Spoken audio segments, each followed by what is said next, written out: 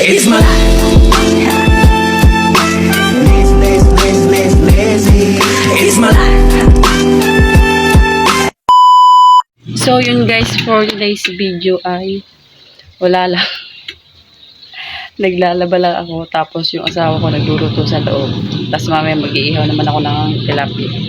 Napaibig ako sa inihaw na tilapia, siya naman ay napaibig sa adobong baboy.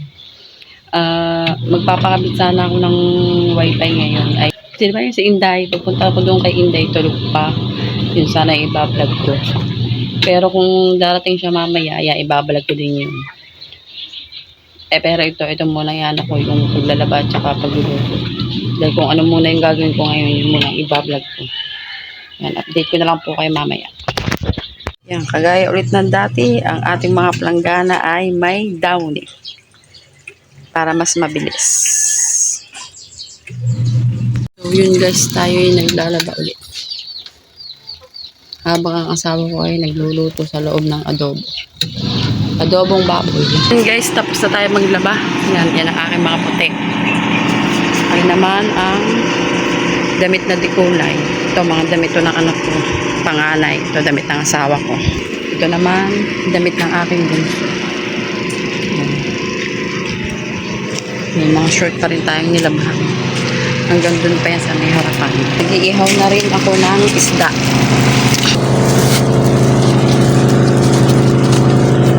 Maya-maya kakain na ng tanghalian.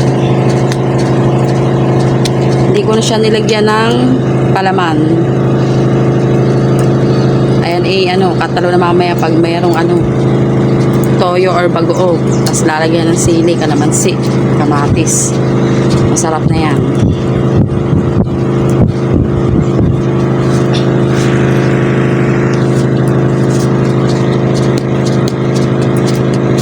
Ganda ng ihawan ko guys,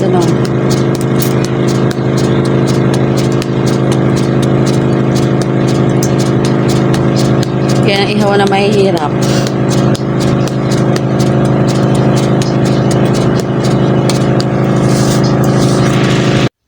So yun guys, habang brown out dito, hindi naman ako makatulog. Nagtiklop na ako ng damit. Drenyer ko siya kaya mabilis na tuyo. Yan. Gusto ko kasi pagka ako naglaba, matiklop ko din siya kahit hapon. Ayoko nung pinagpapabukas pa. At saka bukas kasi ay may simba na naman. Kumbaga gusto ko pag araw ng linggo ako'y pahinga. Parang pinaka-rest day mo na yung araw ng linggo. Yan. Yun din sinasabi ko sa asawa ko pag halimbawa may trabaho sila ng linggo. Sabi niya papasok ba ako? Hindi. Sabi ko siya, wag na. Linggo naman. Makapahinga ka naman kahit isang araw lang. Yan. Kunti lang mga short niyan. Gawa ng isang araw ay nakapaglaba pa ako ng mga short. Kailangan lang po ba ako naglaba nung binilag ko siya. Dito po sa amin talaga ang bilis ng damit. Yun, yung mga puting yun. Akin po yun. So yun guys, tapos na tayo sa mga ginawa. Dapat hindi talaga yun ang vlog ko nung pumunta ako dun sa akin, nausap ko para magtanong sana kung magkano pa wifi ay tulog pa. Tapos tanghali na nag-chat. Yan. Pero update ko din po kayo pagka yung makakabitan na ako ng wifi. Kaya po yung sabi ko, kung ano po muna yung gagawin ko ngayon, ay siya po muna ang aking ibablog. Yan.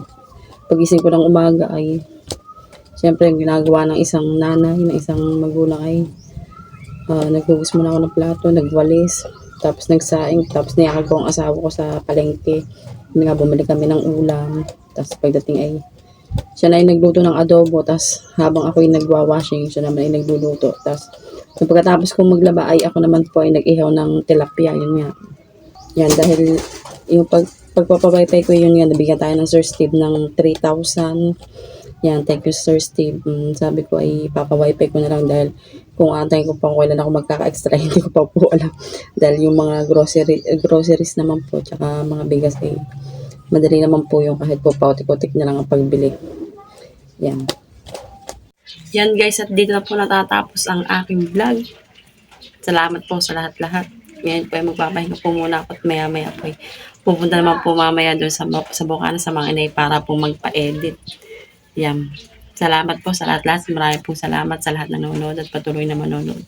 Pagpalain po kayo ng Diyos at ingat po ang lahat. Mainit ko dito at gawa ng brown out na naman po. Yan. Bye-bye po. Ingat po. God bless.